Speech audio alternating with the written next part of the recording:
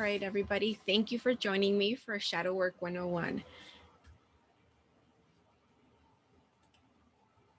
So, with this class, what we're going to do, I'm going to walk you through three actual shadow work exercises.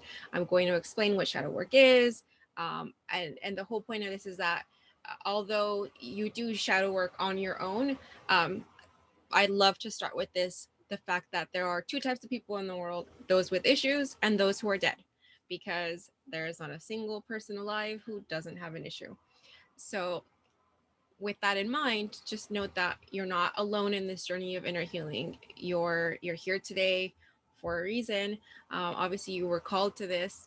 Um, and note that learning is the opportunity for you to become your full potential. And just take a moment to thank yourself for taking the time to do this for yourself today. Just a quick little overview over what is shadow work. The shadow self is considered the parts of yourself that have negative traits attached to them. So shame, greed, envy, rage, selfishness, fear. Um, Psychologically, the definition of the shadow is a part of yourself that you can't see.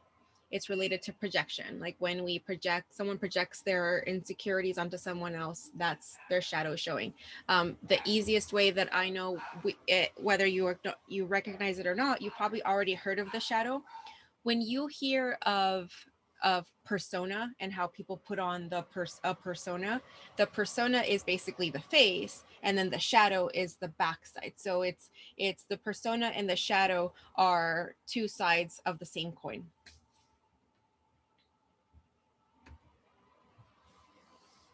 So the importance of integrating the shadow. So one of the points that I will reiterate is the fact that you cannot heal your shadow. You cannot make it go away.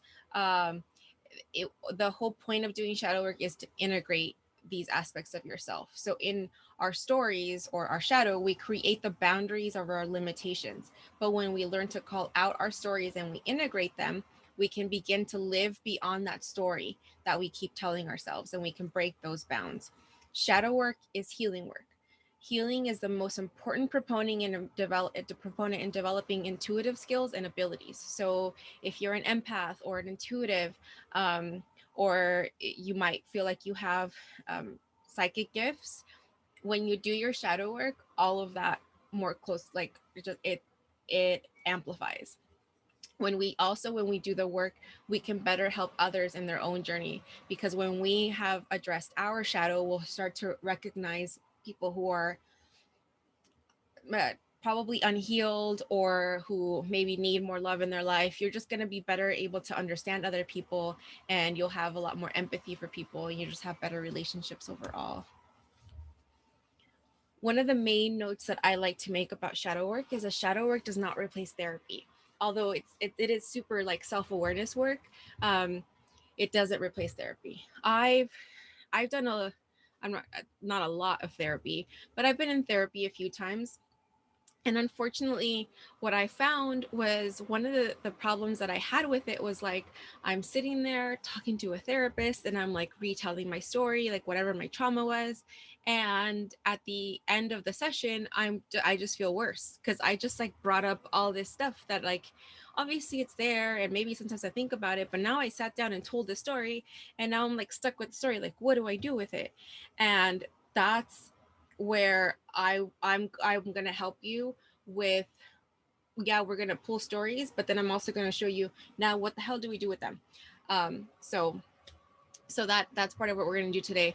But the one thing that I did love from therapy is this, that I learned the fact that you are not responsible for anyone else's thoughts, feelings, or actions.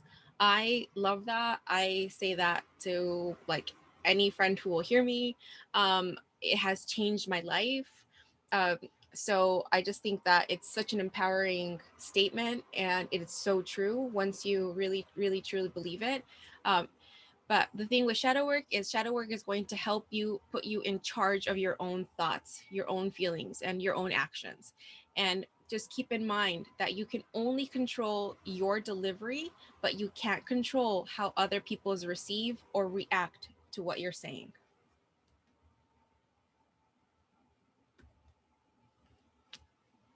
Now, um, one of the big things that I emphasize with shadow work and all of my shadow work classes is the importance of journaling. With this, I asked you to either have some kind of way to take notes. I strongly recommend that you keep a journal when you're doing shadow work. Um, I am going to give you though a couple tips, because I know with me with um, journaling, it can sometimes feel like, oh, I'm writing it in this book, and like what if somebody finds my book, and I'm afraid of like what's going to happen if somebody finds my book and reads it. So I start to like answer questions or write them down in a certain way, like with this thought of like, oh, what if somebody reads my stuff. So if you are one of those people like me, you might also you might benefit from keeping an online journal like livejournal.com. You can keep an online journal protected under a password so that you can write super freely and never have to worry about anybody finding your stuff, because they literally need, a password to get in. um, with this, I wanted to point out this study talking about, it's a 2013 study that found that 76% of adults who spend 50 to 20 minutes writing about their thoughts and their feelings for 3 consecutive days, 2 weeks before a medically necessary biopsy, were fully healed 11 days after. Meanwhile, 58% of the control group had not fully recovered. So, this can be attributed to the fact that when people focus their awareness on a problem, the body heals faster. So again, that's why with shadow work, what we're doing is we're bringing awareness. With journaling, what it's doing is it helps you clarify your thoughts and your feelings. It also helps you create creative writing also helps you develop problem solving skills and helps you garner new perspectives, because sometimes when you're writing out what's happening, you can read it as if it's somebody else's story, and then you can look at it just kind of like with a new set of eyes. And it also allows you to remove yourself from the situation, and look at it again from a different perspective and maybe brainstorm some new solutions. Hi, Melissa. We're only like a couple slides in. You haven't missed much, but I'm going to send you the recording. Okay. All right. So before we get started on any of our exercises, I just want you to keep a couple things in mind. So first things first is, please, with this work, is please be kind to yourself. This can really feel very overwhelming at times. Other things is, take it one day at a time. Keep your shadow work journal to write in daily, and eventually you'll be able to look back and see how far you've come. Um, and recognize that we all have shadow aspects. However, I'm going to keep emphasizing this point over and over. You don't have to label your shadow aspects, your emotions, negative or positive. That doesn't matter. Most of these are just stories that we believe about ourselves. Our stories are a part of us, but they don't have to define our entire story. Think of your stories, like for example, if maybe you lacked a relationship with a parent growing up, maybe you grew up without a dad, or you were missing a parent. That part of your life, saying like, I grew up without my dad, it doesn't have to define my entire life. It can be just a small ingredient of the greater recipe that makes up who I am, but it doesn't have to define me. With all of this, too, just remember that it's all a process. It's important to acknowledge yourself and be graceful to yourself while you unpack all of this. And that's why I really emphasize, don't place judgment on what we're going to uncover. So first, let me give you some examples of what does the shadow even look like. So a lot of it, I talked about how they can be beliefs, or stories. So a lot of it looks like this, or some kind of version of this. Things like, nobody likes me, or like, I don't have any friends, I don't belong, I'm not smart enough, something's wrong with me, I'm not enough, or I don't know, I'm not strong enough, I'm not whatever enough. Just, put something in there. I'm not special, I'm unworthy, I'm damaged, I'm a failure. These are, again, it's just like a version of these that pop up for different people. Everyone's different. These stories can cause triggers of our emotions. Again, it's really important when you are triggered by these, and emotions pop up, Don't label the emotions as good or bad.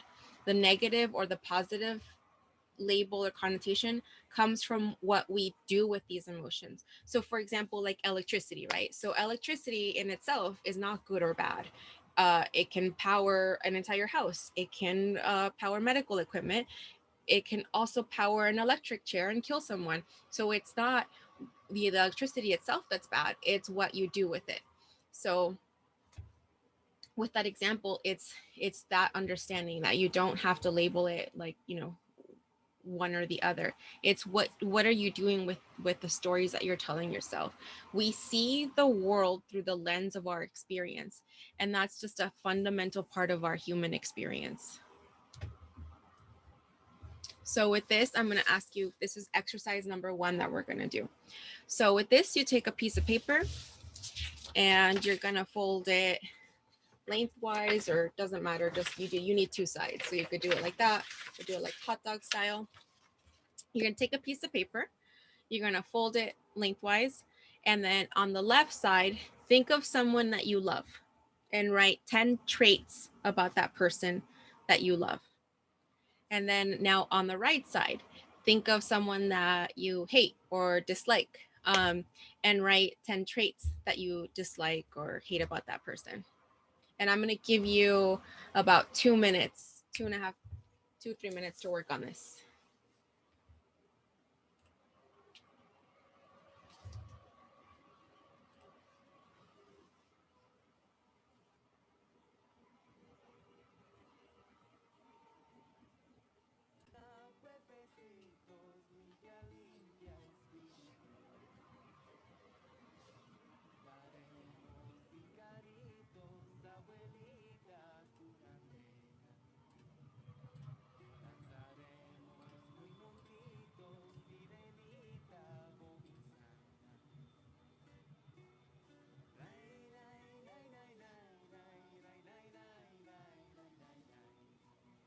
And if any of you are done any earlier, just put it in the chat that you're done, and I can get going. But otherwise, no rush. Take your time. I think definitely the left side is always easier. It's always easy to think of the traits that you love about a person, because you can, yeah, you could think about a specific person and make it pretty easy.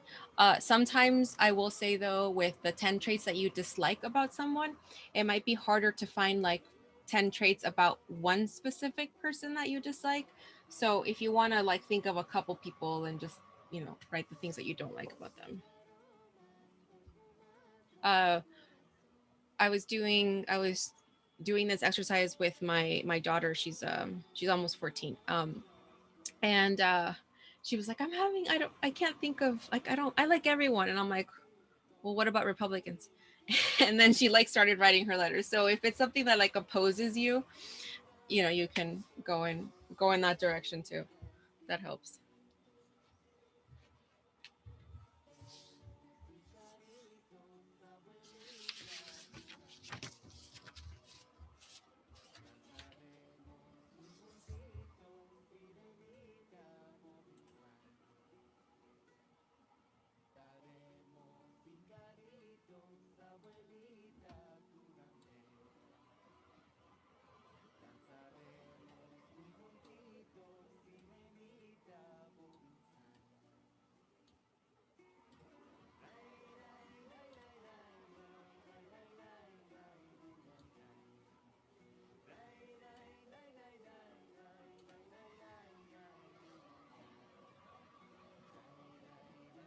Okay, I got like 30 more seconds here.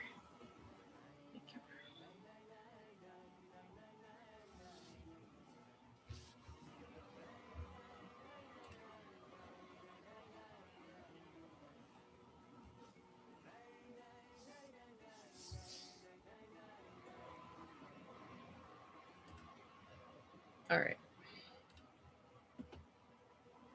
All right, you guys ready or need more time? Let me know. You can just put it in the chat or camera on, doesn't matter. I just don't want to rush you.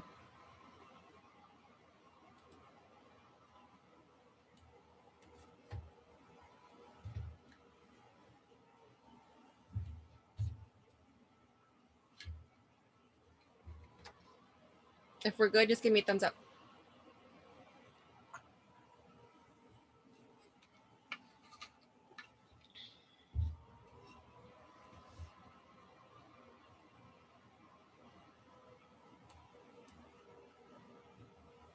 Cool. Okay. All right. Okay. So now that you've finished your piece of paper, let's go. Okay.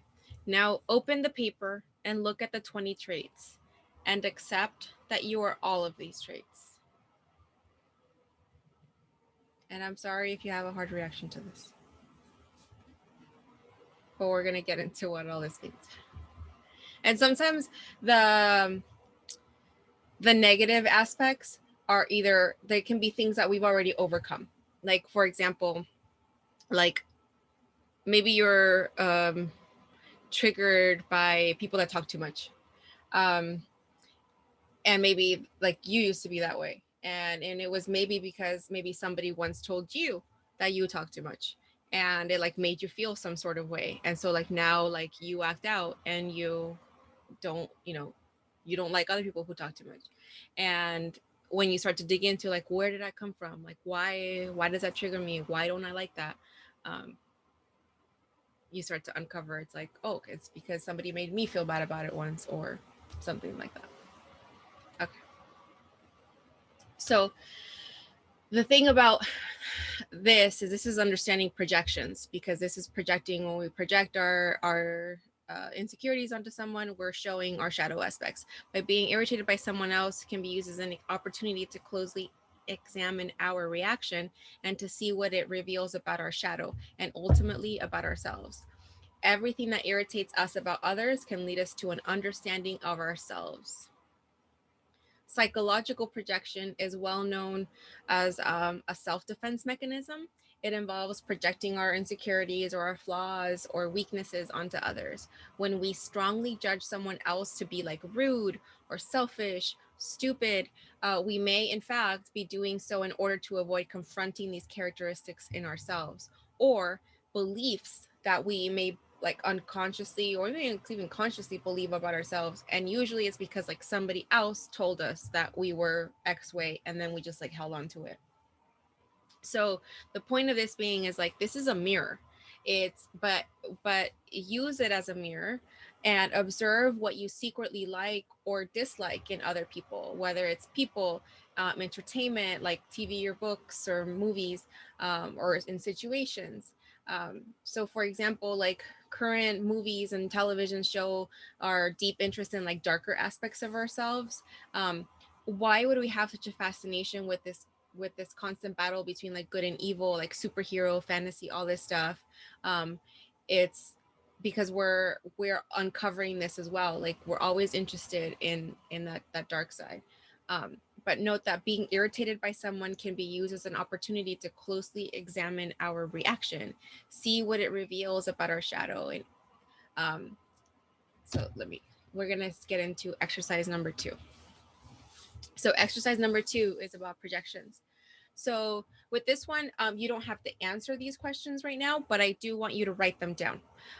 So with projections, first question is, what is your biggest pet peeve in others? And with this one, I promise I'm not going to go and tell you like, like that this is you straight up. Like I'm going to explain how these questions can answer things about yourself. So again, what your biggest pet peeves are in other people. What are the negative criticisms that you've hurled at other people? What negative qualities in others do you loathe the most? What category of people have you mocked or ridiculed? Like, I know for me, it's been like Trump supporters. So I have some shadow work to do around that. In your own words, what is wrong with society today?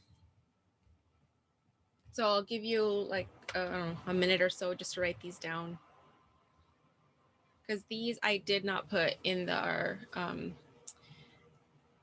worksheet.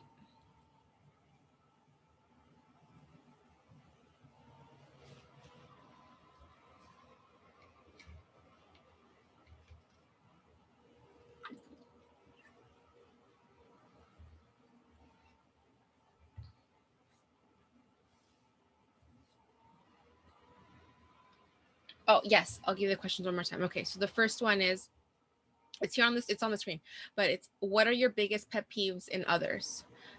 Two, what are the negative criticisms that you've hurled at others? Three, what negative qualities in others do you loathe the most?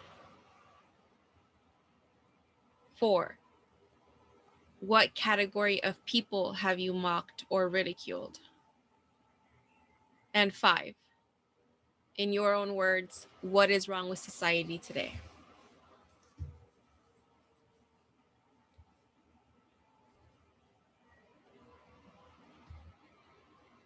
Okay. So then I'm going to show you, so I'm going to show you what these things represent, what these questions or the answers to these questions will represent. So for the first question, what are your biggest pet peeves in others? These represents behavior you secretly wish you could act out on without any consequence. What are negative criticisms you've hurled at others? These represent the color of your envy, of your and your subconscious. More primal desires. Search that criticism for what secretly you might be jealous of. For number three, what negative qualities in others do you loathe the most? These represent suppressed personality traits within you that may remain unresolved. What category of people have you mocked or ridiculed? These individuals represent facets of your shadow self that you are secretly or subconsciously insecure about. And number five, what is wrong with society today? These represent a part of, this one is my favorite one. It's like the most I'm just drawn to like more of the intuitive work, because this represents more of who you are deep down, the inner darkness that with the strongest hold over your spiritual development. It will be the greatest hurdle you'll need to overcome for attunement with spirit. If you are looking for intuitive development or advancement with your clear abilities, this question, um, this aspect holds the power of a lot of power for change for you, because this is how you're looking at the world as a whole.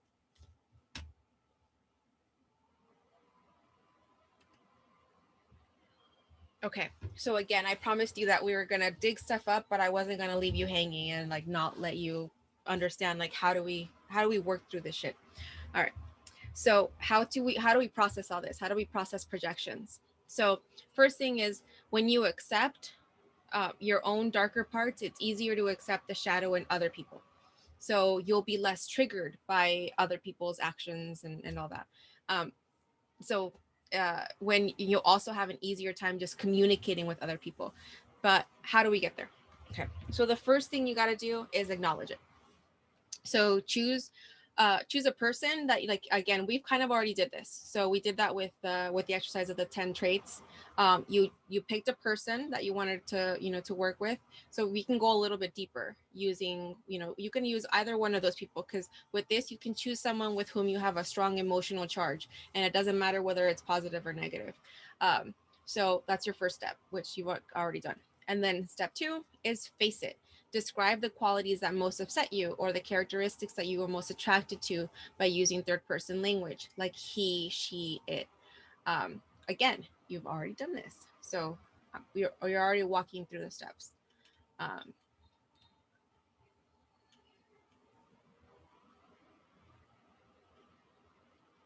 so with that, talk to them out loud, or write it down in your journal, but express your feelings. Don't calculate and to try to say the right thing. There's no need to be nice, because this person's never going to read this. It's just, you are just describing. And then with step three, talk to it. um, Dialogue with this person. Pretend you're having a conversation. Speak to them in the second person language, like just say like, you are this. Talking directly to this person as if he or she was there. Tell them what bothers you about them. And then after you do that, after you tell them like why I'm so bothered by you, ask questions like, why are you doing this to me? What do you want from me? What do you have to teach me? And then imagine their response to these questions. And you can speak that imaginary response out loud or just write it out. It doesn't matter. You're practicing. This is a practice of recording a conversation in your journal.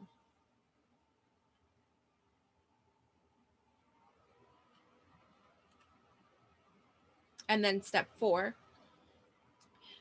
be it.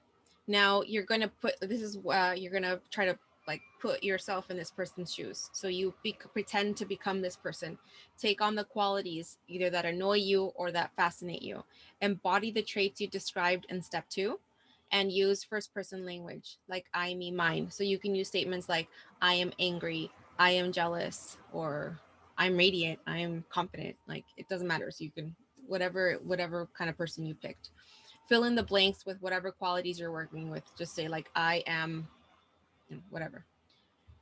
So as you work through these emotions, we have to learn to experience them fully with non-judgment, but yet simply allowing ourselves to feel a sensation either of jealousy or envy that can be difficult. So with this, you're going to take notice. Notice these disowned qualities in yourself. Experience the part of you that is this trait, and avoid making the process really abstract or conceptual. Like don't like add like metaphors and shit to it. Just be it.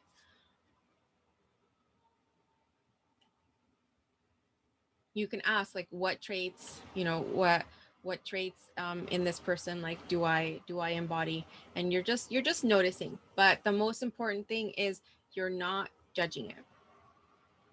So don't say things like I am also this. Like you're not, like you don't need to say like I'm a bad person or anything. Now with all of this, we're unpacking, and we're transmuting. Transmuting is the final step, and I'm going to show you a couple other ways to do this as well. But as you're doing this, you are learning to re-own or reintegrate this quality into yourself. You can take a look at the statements that you wrote and look at them as words on a piece of paper, and understand that you don't have to attach any judgment to them. Like you can say like I am jealous, um, but that's it. Like you don't have to add more to it. You don't have to explain yourself. You don't have to judge it. You don't have to say I'm jealous and that's a bad thing. That's not necessary. So actually let's talk about jealousy and envy, because these are some pretty strong emotions that come up sometimes. Like I used to be kind of afraid of envy because I felt like I wasn't a good person because I felt envious of someone, or that maybe like there was something wrong about me, or that was like I wasn't a good person. Um, but when you first start to notice that envy can be a completely normal reaction in certain situations, the point is of how you choose to respond. So let's start with jealousy.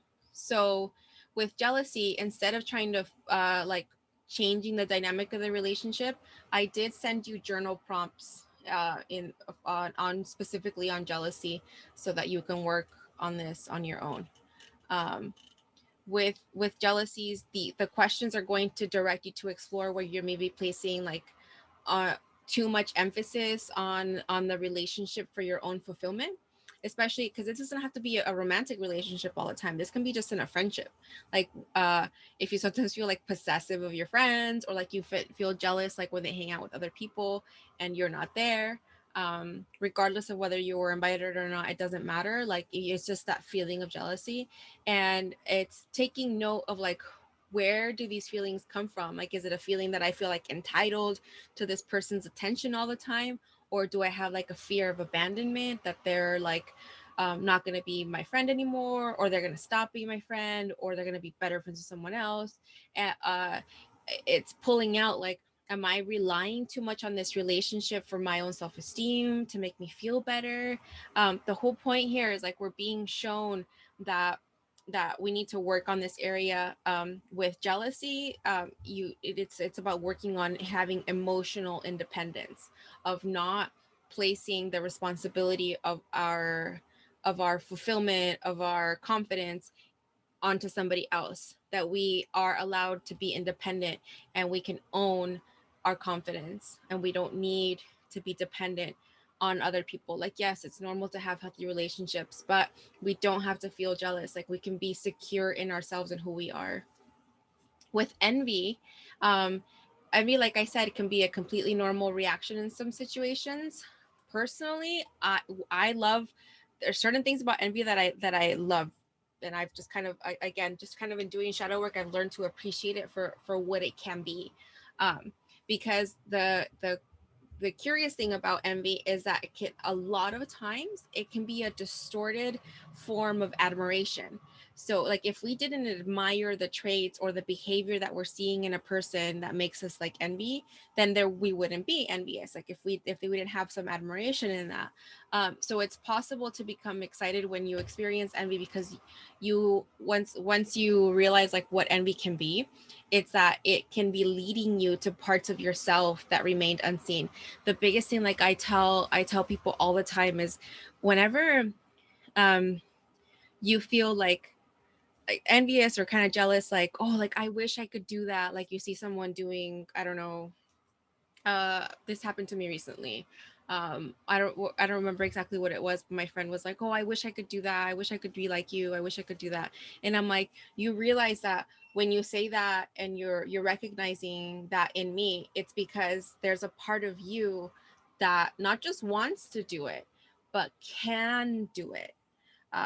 Once you really shift that into understanding that it can be a part of yourself and a part of your calling that is calling to you, like, hey, that thing speaks to us, like I want to do that too. Then you can let go like of the attachment of feeling like envy towards a particular person, and just look at it like a way that like it's calling to you. So it doesn't all have to be, again, doesn't have to be good or bad, it's what you do with it. Okay, so this is the third and final exercise, but I mean, there's a lot of content here. So with the third exercise, we're going to talk about our fears and flaws. Actually, we're gonna talk about both. But with this is, I'm going to ask you these questions. These are the things you're going to want to write down. Uh, what are your irrational fears? What blocks do they produce? Do they affect your everyday life? Do they stop you from living? So, for example, somebody that's maybe they're afraid to drive in traffic. It's like, well, why and instead of asking like why am I afraid of to drive in traffic, we're talking about what blocks does me not wanting to drive in traffic produce. Like that means that like now I can't have an 8 to 5 job because I know I'm going to be in traffic at 5 o'clock. um does it affect me from my everyday life? Like, yeah, probably sometimes I don't make it. I don't have groceries all the time or something because I'm afraid to go out at traffic time or whatever. Does it stop me from living? Yes. Like I'm gonna write more like explaining out of this. Also though, asking what could you achieve if you no longer had this fear. Like if I suddenly just did not care about driving in traffic and it wasn't something that like paralyzed me, like then I could go wherever whenever I wanted, and I didn't have to like look at the clock and see what time it is. I wouldn't have that. And how would my life look if I overcame this fear? And I was just kind of a silly example, but I mean you get the point. It's just an example.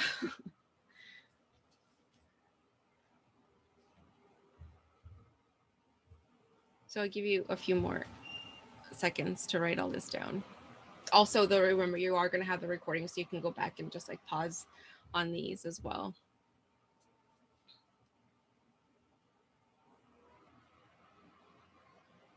All right.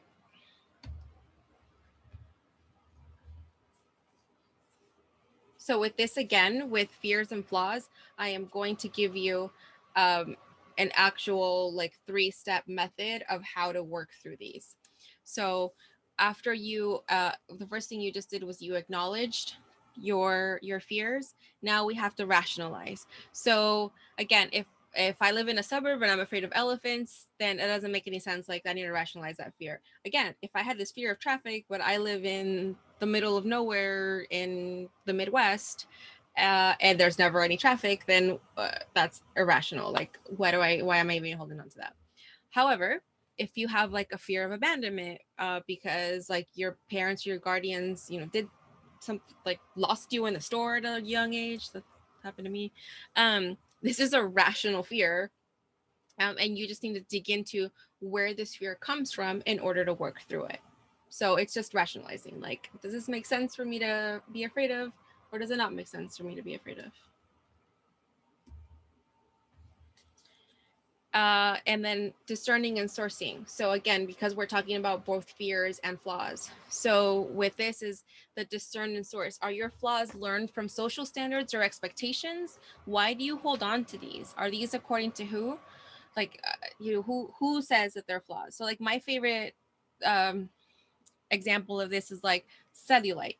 Like this, all of these expectations of like women that are like, we're not supposed to show our cellulite, and like, oh, I don't want to wear shorts because I have dimples, blah blah blah. And it's like, according to who? Like, who made this? Like, who made this a quote unquote flaw? Like, even like the word cellulite wasn't even a word like 100 years ago. Like, it wasn't even a thing. Like, cellulitis was something else, completely having to do something completely different with the skin. And one day some marketing person wanted to sell us some shit, and so they created this flaw, and now they're like trying to sell us stuff to fix it. But it's like they literally made something up, like made something a flaw, and so that they could sell us a product to fix it. So again, we are sourcing, where do these things come from, where do these expectations come from? Also, again, social standards, expectations, like for women of color, like we have different bodies than what maybe is was always shown like on TV and in the media. And just because our bodies look different and are shaped different from what is like um in media the norm, because I'm not going to say like in the world, because that's just like on TV the norm, doesn't mean that it's the norm for us. So again, it's discerning and sourcing, where do these things come from? Also look at triggers, like people who talk too loud, people who chew with their mouths open. Like if these things trigger you, it goes back to that understanding that these are not your actions to control. You cannot control, you're not responsible for anyone's thoughts, feelings, actions. Toxic ideologies, beliefs like all men are cheaters or people are always dishonest. Your experiences don't have to be rules. So we're sourcing. Where do they come from? Why do you hold on to these things? We're rationalizing and we're finding their core. After that, after we find their core, now we can cleanse and release. So accept that these were roles that other people played in our lives. Again, does not have to be labeled good or bad. You can accept the lessons.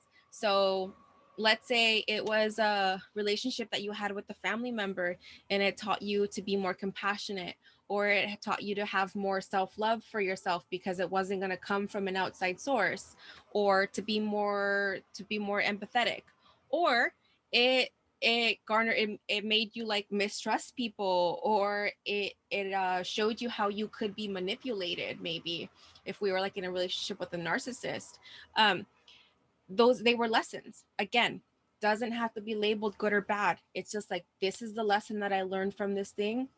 That's it. um don't take anything personal. People treat others based off how others treated them, and so we're all conditioned.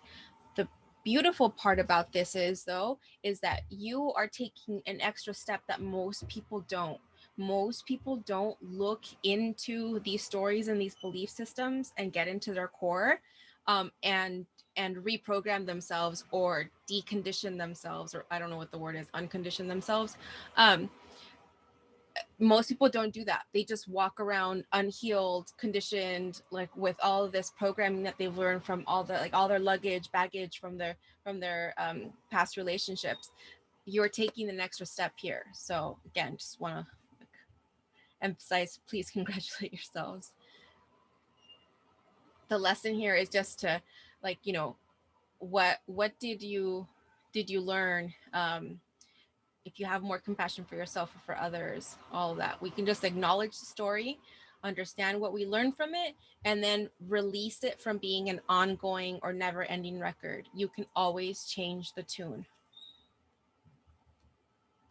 So just a quick summary, if you want to write this down, what we just did was we acknowledged, we rationalized, then we discerned and sourced, and then the last thing is cleanse and release. You can do this for fears and flaws, but you can technically do this for everything. Like for you could do this for envy, you can do this for judgment. So a lot of the shadow aspects, a lot of the things that come up, specifically the stories that we tell ourselves around relationships with other people, you can use this process to work through it and let it go, because all emotions are part of the human experience. It's totally normal to be afraid, to have fears. That the fear keeps us safe. But when fear stops us from living our lives, that's when we got to take a look at, like, where did this come from? And it's totally human to see flaws as well, because it's part of like our problem solving. But that whole idea of like perfection is totally subjective, because what may be perfect for me is probably not perfect for you, and vice versa. So it's all like, the eye of the beholder. And so overall, perfection is a lie. It's generally untrue. Okay. The whole point of this, all we're doing is we are reflecting, but we're not judging, because the cure of judgment is observation. How do we cultivate? So the main question usually is like, how do we cultivate the mind, observing mind? Like, how do we become observers? The only way to become a conscious observer is through meditation or a mindfulness practice. Like, I can't emphasize this enough. Um, it's one of the most common things you can do. So whether you want to start with like a guided meditation, I would love to give you recommendations on Spotify. There's a ton of guided meditations you can do.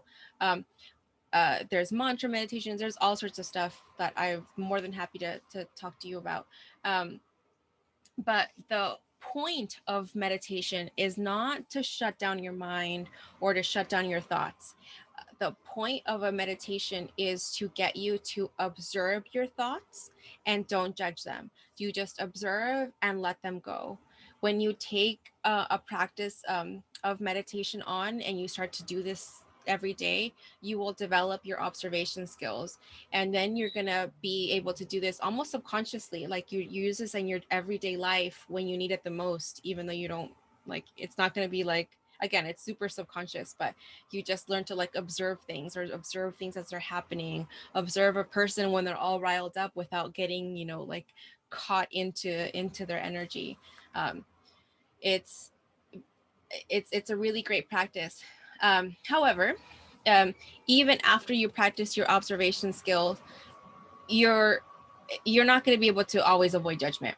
Again, it's a totally normal part of our human experience. It's again, it's don't be hard on yourself.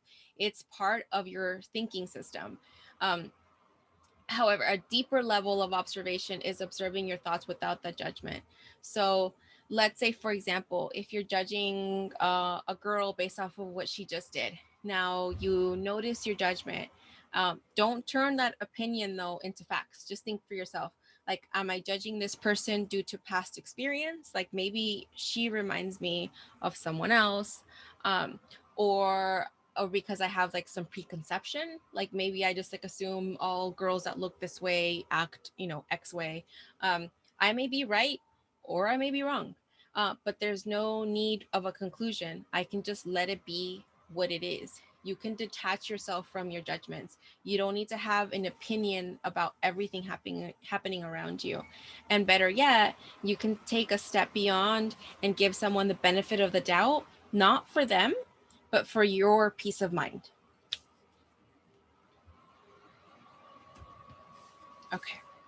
So some ongoing work that you can do about our stories. So you can pick like a story out at a time. So like we talked about the let me see. Um, I'm gonna skip forward just for a second.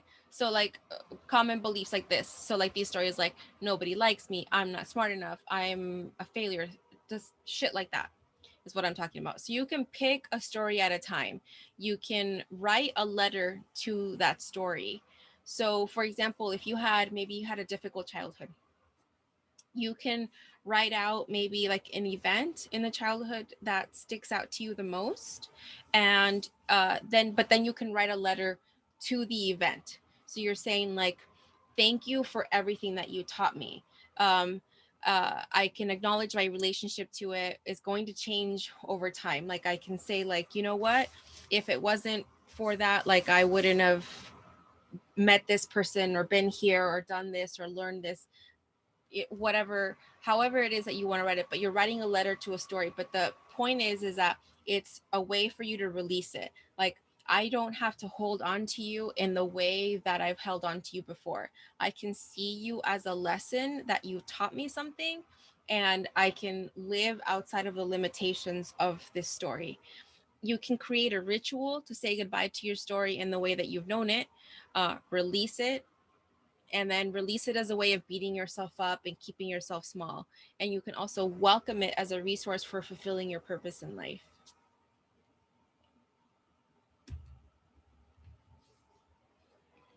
So this is a releasing exercise that I like to share with people. So this one is about releasing emotions from the body.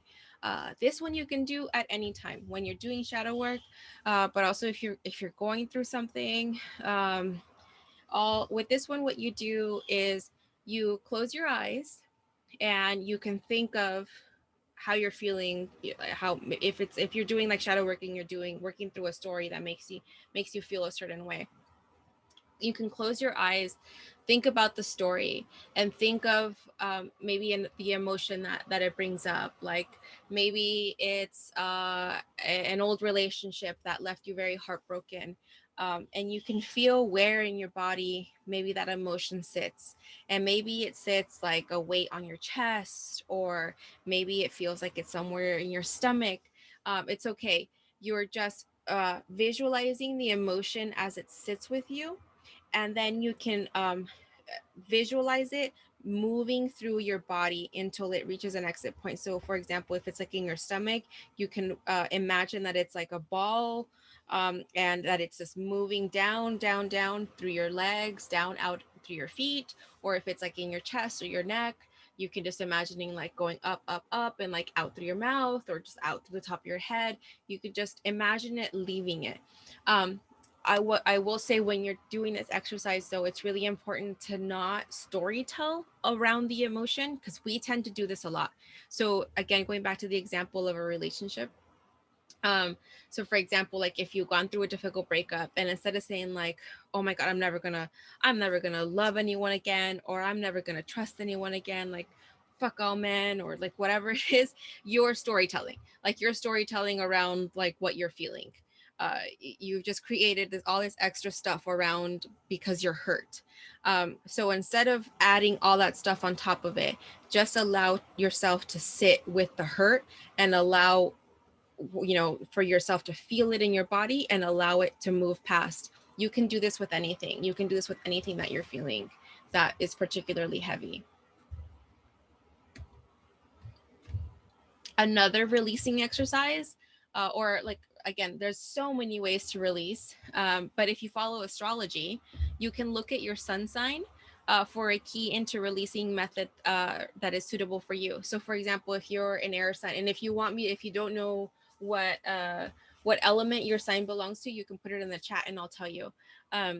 But if you're a water sign, for example, maybe a bath or a shower, swimming, time spent around a body of water is a good way for you to release stuff.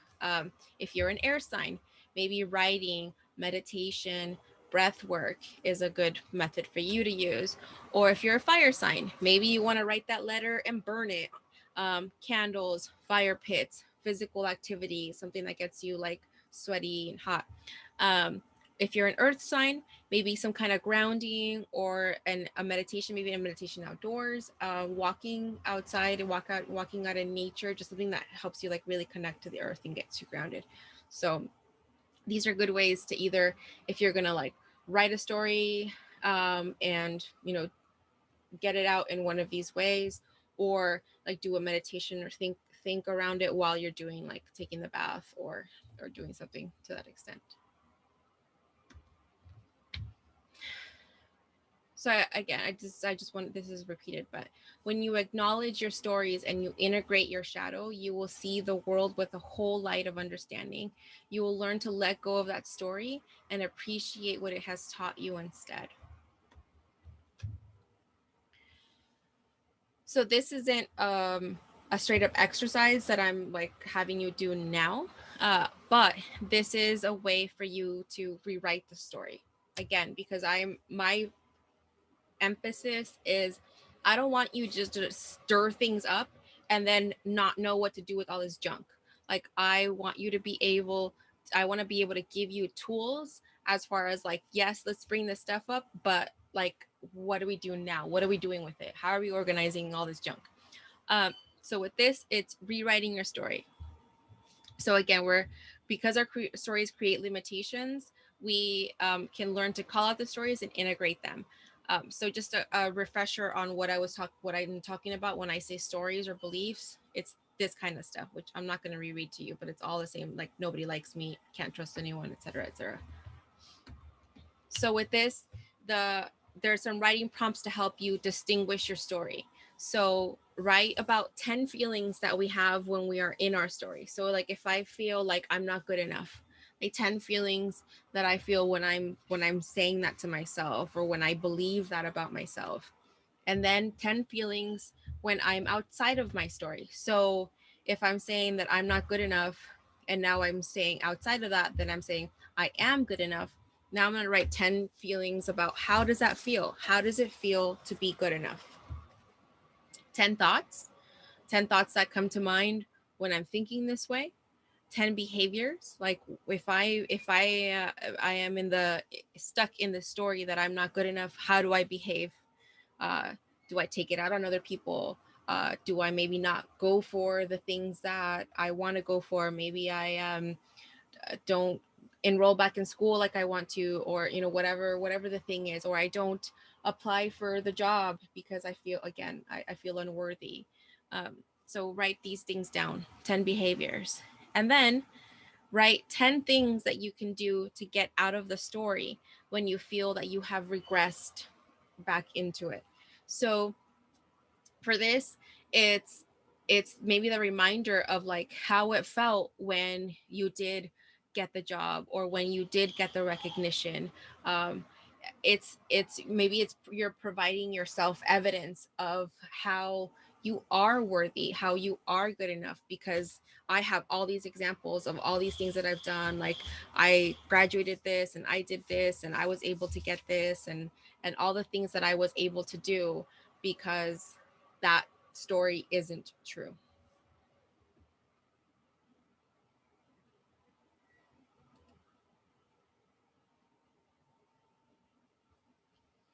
So with this, these are ways that you can flip the script. So I'm just giving you some examples. So when you have learned a lesson regarding your time, so maybe like you had a long-term relationship and it's over now. So instead of saying I wasted a lot of my time, say I'm thankful for the time that I still have. When you fail at something, instead of saying like I failed or I suck, you can say I found out what did not work.